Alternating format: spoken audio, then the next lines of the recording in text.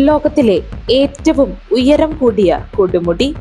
പക്ഷേ അതിനെക്കുറിച്ചുള്ള ഏറ്റവും വലിയ സത്യം ഇന്നും പലർക്കും അറിയില്ല. ഭൂമിയിലെ ഏറ്റവും ഉയരമുള്ള പർവ്വതം എങ്ങനെ കണ്ടെത്തി? അതിന് എവറസ്റ്റ് എന്ന് പേര് വന്നത് എന്തുകൊണ്ട്? ഈ വീഡിയോയിൽ നമ്മൾ എവറസ്റ്റിന്റെ ഓരോ അധ്യായവും ഒന്നൊന്നായി തുറന്നു നോക്കും. കോടിക്കണക്കിന് വർഷങ്ങൾക്ക് മുൻപ് ഭൂമിയുടെ ടെക്ടോണിക് പ്ലേറ്റുകൾ കൂട്ടിമുട്ടിയപ്പോൾ ലോകത്തിലെ ഏറ്റവും ഉയരം കൂടിയ കൊടുമുടി എങ്ങനെ രൂപപ്പെട്ടു? ഇന്ന് ലോകത്തിന്റെ നെറുകയായി നിൽക്കുന്ന എവറസ്റ്റ്, അതിന്റെ കഥ തുടങ്ങുന്നത് മനുഷ്യരിൽ നിന്നും അല്ല. കോടിക്കണക്കിന് വർഷങ്ങൾക്ക് മുൻപ് ഭൂമിയുടെ ആഴങ്ങളിൽ നടന്ന ഒരു മഹാവിപ്ലവമാണ് അതിന്റെ തുടക്കം.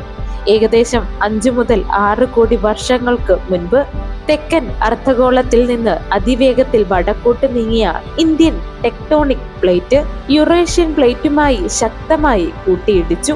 ആ കൂട്ടിയിടി ഒരു നിമിഷത്തെ സംഭവം ആയിരുന്നില്ല.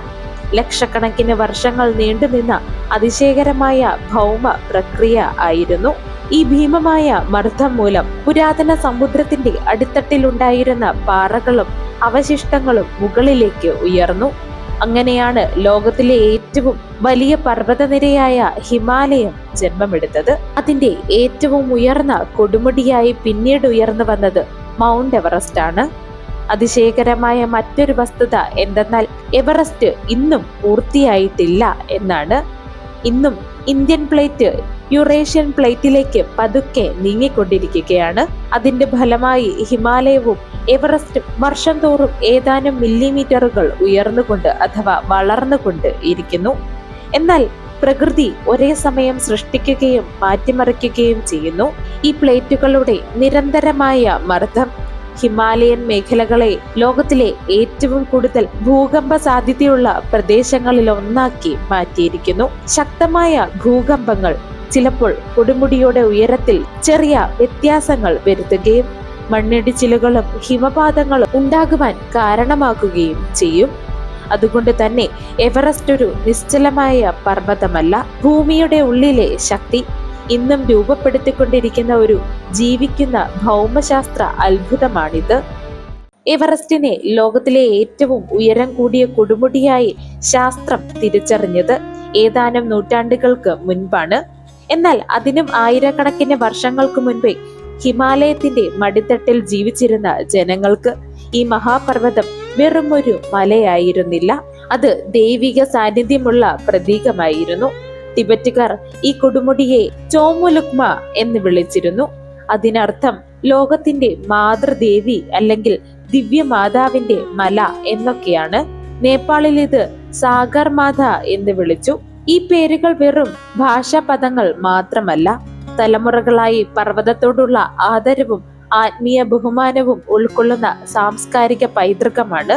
പ്രാദേശിക സമൂഹങ്ങളുടെ വിശ്വാസപ്രകാരം ഈ പർവ്വതം ദേവതകളും ആത്മാക്കളും വസിക്കുന്ന വിശുദ്ധ ഭൂമിയാണെന്ന് ആകുന്നു. അതുകൊണ്ട് തന്നെ പർവ്വതം കയറുന്നതിന് മുൻപ് അനുഗ്രഹം തേടി പ്രത്യേക പൂജകളും പ്രാർത്ഥനകളും നടത്തുന്നത് ഇന്നും പലരും തുടരുന്നു. പ്രത്യേകിച്ച് ഷെർപ്പ സമൂഹം എവറസ്റ്റിനെ കീഴടക്കേണ്ട ഒരു വെല്ലുവിളിയല്ല, മറിച്ച് ആദരിക്കേണ്ട ഒരു വിശുദ്ധ ശക്തിയാണെന്ന് കാണുന്നു. അതിനാൽ ഓരോ ദൗത്യത്തിനും മുൻപ് പർവ്വതത്തിന്റെ അനുമതി തേടുന്ന മതചടങ്ങ് അവർക്കുണ്ട്. മനുഷ്യന് അത് ലോകത്തിലെ ഏറ്റവും ഉയരമുള്ള കൊടുമുടിയായിരിക്കാം. എന്നാൽ ഹിമാലയത്തിന്റെ മക്കൾക്കത് ദൈവത്തിന്റെ സാന്നിധ്യമാണ്. നൂറ്റാണ്ടുകളായി പ്രാദേശിക ജനങ്ങൾ ഈ മഹാപർവ്വതത്തെ അറിയുകയും ആരാധിക്കുകയും ചെയ്തിരുന്നു. ആധുനിക ലോകത്തിന് അതിന്റെ യഥാർത്ഥ മഹത്വം മനസ്സിലായത് 19-ാം നൂറ്റാണ്ടിൽ ആണ്.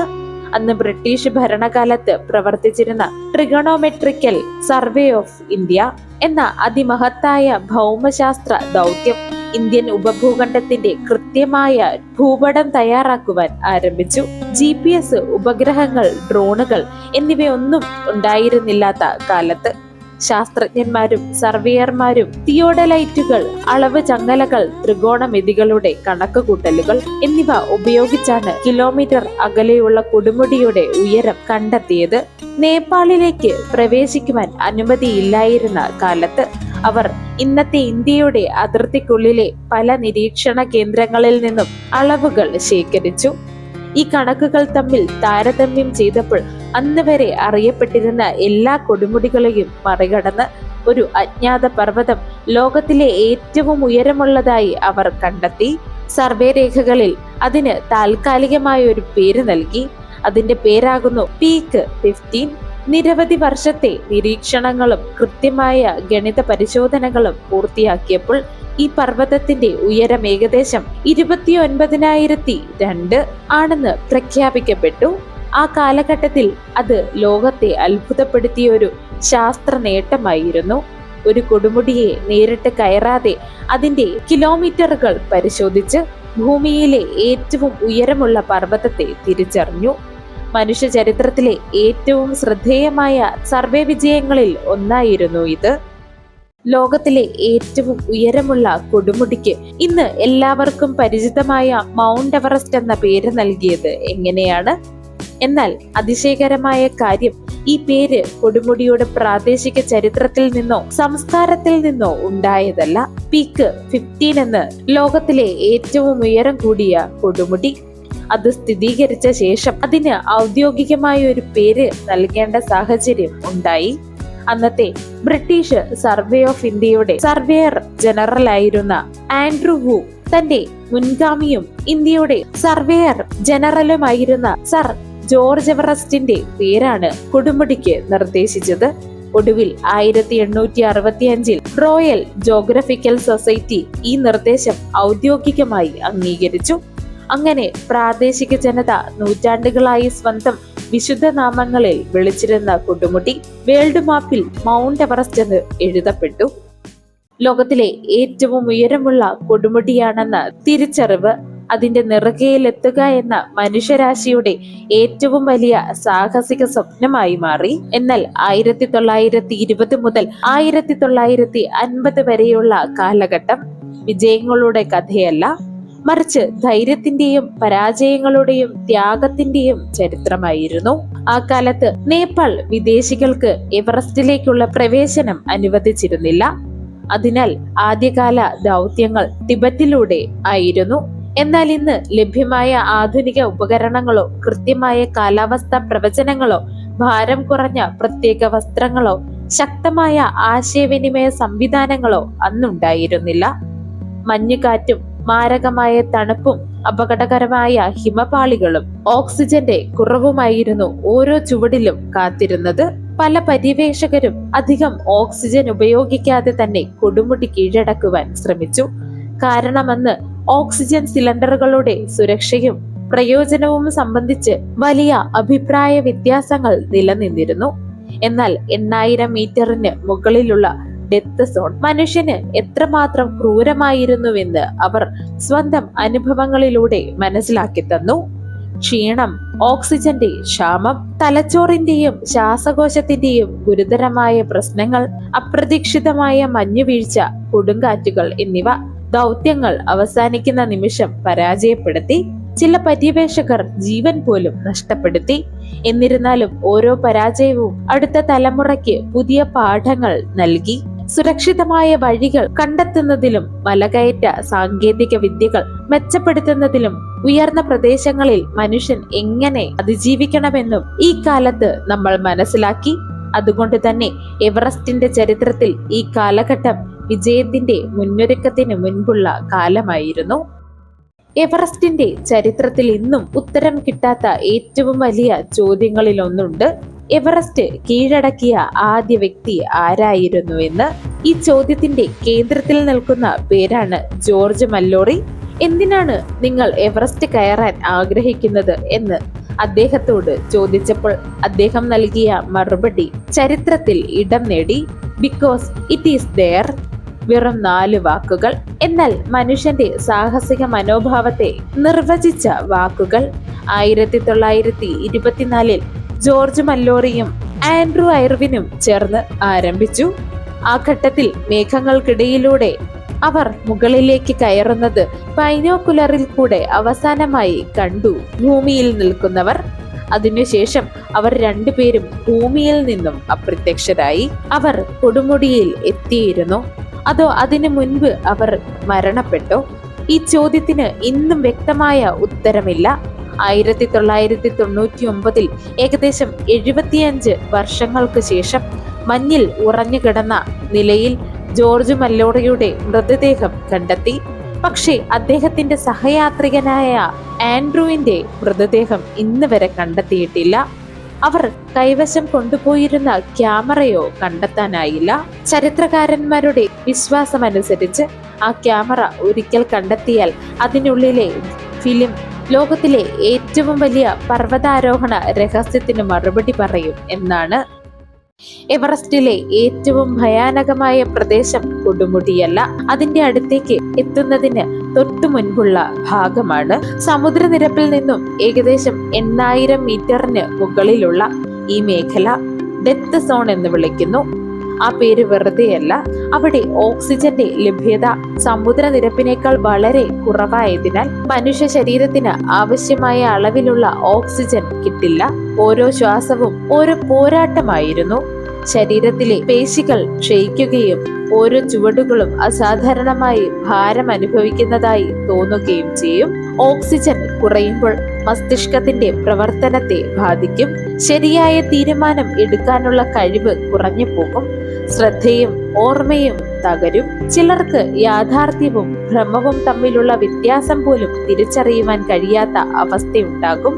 അതുകൊണ്ട് തന്നെയാണ് ചില പർവ്വതാരോഹകർ അമാനുഷികമായ പല അനുഭവങ്ങളും വിവരിക്കുന്നതായി കാണുന്നതും. ഇത്തരം അനുഭവങ്ങൾ പലപ്പോഴും ഓക്സിജന്റെ ക്ഷാമം മൂലം ഹാലുസിനേഷനായി ശാസ്ത്രം വിശദീകരിക്കുന്നു. അതുകൊണ്ട് തന്നെ ഡെത്ത് സോണിൽ ചിലവഴിക്കുന്ന ഓരോ മിനിറ്റും വിജയത്തിലേക്കുള്ള ഒരു ചുവടായിരിക്കാം, അല്ലെങ്കിൽ ജീവിതത്തിൽ നിന്നും മരണത്തിലേക്കുള്ള ഒരു യാത്രയായിരിക്കാം. അസ്വസ്ഥമാക്കുന്ന യാഥാർത്ഥ്യങ്ങളിൽ ഒന്നാണ് അവിടെയുള്ള മഞ്ഞിൽ ഉറഞ്ഞു കിടക്കുന്ന മനുഷ്യ ശരീരങ്ങൾ.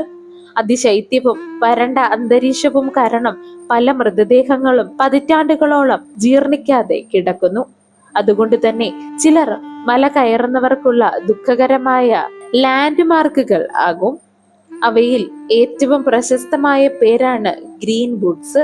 പച്ച നിറത്തിലുള്ള ബൂട്ടുകൾ ധരിച്ചിരുന്ന ആരോ ഒരാൾ അദ്ദേഹത്തെ അടിസ്ഥാനമാക്കി നൽകിയ പേരാണ് വർഷങ്ങളോളം പാതയിലൂടെ സഞ്ചരിച്ച സംഘങ്ങൾ അടയാളമാക്കുന്നത്.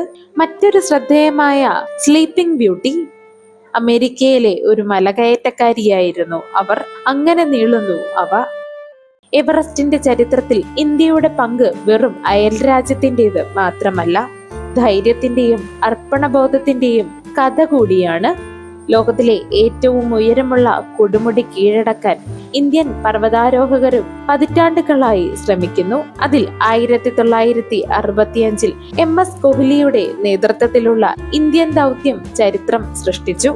ആ പര്യവേഷണത്തിൽ 9 ഇന്ത്യൻ മലകയറ്റക്കാർ വിജയകരമായി എവറസ്റ്റിന്റെ നെറുകയിൽ എത്തി. അന്നത്തെ സാഹചര്യത്തിൽ ഇന്ന് ലോകത്തിലെ ഏറ്റവും വിജയകരമായ എവറസ്റ്റ് ദൗത്യങ്ങളിൽ ഒന്നായി കണക്കാക്കപ്പെട്ടു. അത് ഇന്ത്യൻ സായുധ സേനയും എവറസ്റ്റുമായി ശക്തമായ ബന്ധം പുലർത്തുന്നു. നിരവധി എവറസ്റ്റ് ദൗത്യങ്ങൾ സംഘടിപ്പിക്കുകയും ഉയർന്ന പ്രദേശങ്ങളിലെ ദൗത്യങ്ങൾ ദേശീയ അഭിമാനത്തിന്റെ പ്രതീകമായി മാറി. ഇന്ത്യൻ വനിതകളും ഈ ചരിത്രത്തിൽ സ്വന്തം സ്ഥാനം ഉറപ്പിച്ചു. ഇന്ന് കൊടുങ്കാറ്റുകളോ മഞ്ഞിടിച്ചിലുകളോ മാത്രമല്ല, നിശബ്ദമായി സംഭവിച്ചുകൊണ്ടിരിക്കുന്ന കാലാവസ്ഥാ വ്യതിയാനമാണ്. ആയിരക്കണക്കിന് വർഷങ്ങളായി മഞ്ഞിൽ പൊതിഞ്ഞുകിടക്കുന്ന ഹിമാനികൾ മുമ്പെങ്ങുമില്ലാത്ത വേഗത്തിൽ ഉരുകിക്കൊണ്ടിരിക്കുന്നു. ഭൂമിയുടെ ശരാശരി താപനില ഉയരുന്നതിനോടൊപ്പം എവറസ്റ്റിന്റെ മഞ്ഞുപാളികളുടെ കനവും സ്ഥിരതയും പല പ്രദേശങ്ങളിലും കുറഞ്ഞു വരുന്നു. അതിന്റെ ഫലമായി പതിറ്റാണ്ടുകളായി മഞ്ഞിനടിയിൽ മറഞ്ഞു കിടന്ന പാറകളും പഴയ മലകയറ്റ ഉപകരണങ്ങളും ചില സ്ഥലങ്ങളിൽ മനുഷ്യന്റെ മൃതദേഹവും വീണ്ടും പുറത്തു വരുന്നതായി കാണുന്നു. ഇതൊരു കൗതുകം മാത്രമല്ല, ഹിമാലയത്തിലെ പരിസ്ഥിതി എത്ര വേഗത്തിൽ മാറിക്കൊണ്ടിരിക്കുന്നതിന്റെ സൂചന കൂടിയാണ്.